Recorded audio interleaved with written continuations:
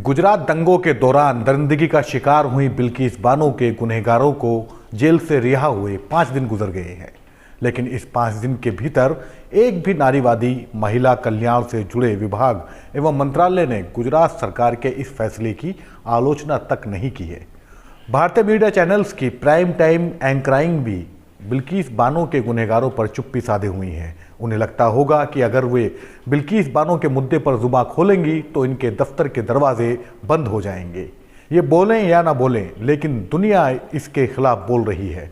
सामाजिक महिला एवं मानवाधिकार पर काम करने वाले सामाजिक कार्यकर्ताओं समेत 6000 से अधिक नागरिकों ने सुप्रीम कोर्ट से आग्रह किया है कि 2002 के बिल्किस बानो मामले में बलात्कार और हत्या के लिए दोषी करार दिए गए 11 गुनहगारों की सजा माफ करने के फैसले को रद्द करने का निर्देश दिया जाए।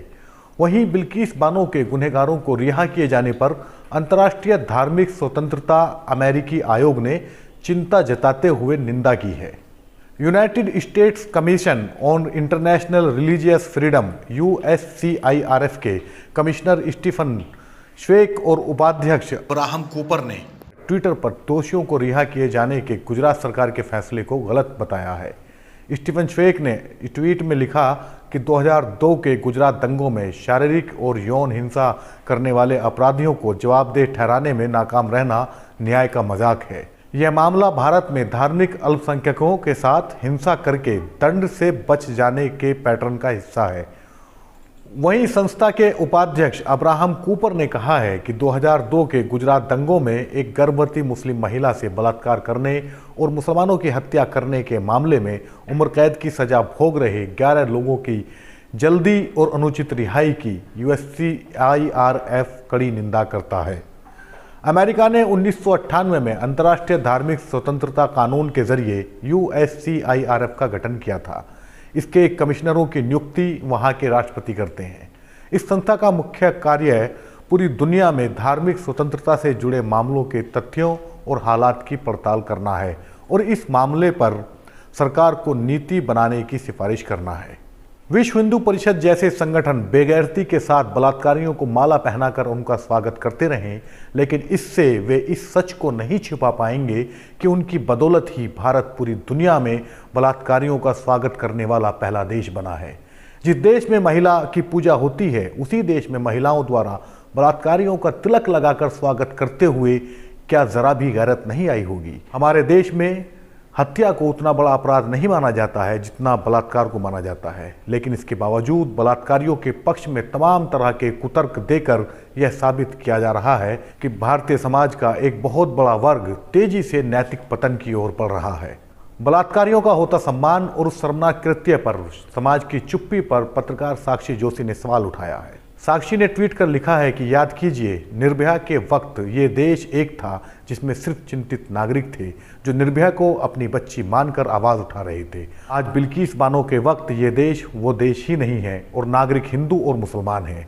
इसलिए हिंदुओं, आज ये आपके बारे में भी है और जो चुप हैं उनकी चुप्पी शर्मनाक है। निर्भया कांड के वक्त पूरा देश ज्वलित था। निर्भया की माँ और पिता का सतत संघर्ष था जो अपराधी फांसी के फंदे तक पहुंचे। अब सवाल यह है कि निर्भया के अपराधियों को फांसी तो बिल्किस के बलात्कारियों को रिहाई क्यों? मामला जब CBI का था तो राज्य सरकार माफी क्यों दे रही है? आरोपी पहले तिहाड़ जेल में थे तो गुजरात की जेल में स्थानांतरित क्यों कर किए गए? गुजरात के विधानसभा चुनाव सामने हैं। क्या सरकार को इस बात का कोई डर नहीं कि इस रिहाई से जनता में गलत संदेश जाएगा? क्या वाकई सरकार का यह भ्रम है या यकीन है कि बिल्किस बानो जैसे मामलों से उसके मतदाताओं को कोई फर्क नहीं पड़ता? क्या बिल्किस बानो जैसे को न्याय अब मजहब के देखते हुए मिलेगा? पीड़ित का नाम बिल्किस बानो हो जाने से क्या नजरिए में फर्क आ जाता है? संदेह पार्टी को यह यकीन तो होगा ही कि इस फैसले से उनके मतदाताओं में उनकी पैठ घटने वाली नहीं है, लेकिन सवाल यह है कि वास्तविक चिंता वोट बैंक की होनी चाहिए या उस सरोकार की जिससे देश की आधी आबादी भी सुरक्षित रहे। जाकिया जाफरी, तीस्ता सीतलवाड़ को जेल और अब बिल्किस बानो के अपराधियों की रिहाई न्याय की किस किताब का प्रतिनिधित्व करती है? सुप्रीम कोर्ट पहले भी बिल्किस बानो के हक में खड़ा हुआ था, क्या अब भी खड़ा रहेगा? रहा सवाल समाज का, तो भारतीय समाज वही समाज है जहां बाल विवाह, बहुविवाह, सती प्रथा के खिलाफ कानून बने, जबकि समाज में इन कुप्रथाओं की जड़ें गहरी थीं। एक बेहतर समाज की रचना तभी संभव है जब हर एक के लिए लिंग भेद से परे जीने के समान अवसर हों। अगर कोई सत्ताधारी दल या दक्षिणपंथी संगठन यह मानने लगे कि बिल्किस बानो जैसे मामले उसके वोट बैंक को कतई प्रभावित नहीं करेंगे, तो यह मान लेना चाहिए कि अब हम भीड़ तंत्र या लोक लुभावन राजनीति के घेरे में आ चुके हैं, बिना इसकी परवाह किए कि यह भविष्य के लिए खतरनाक है।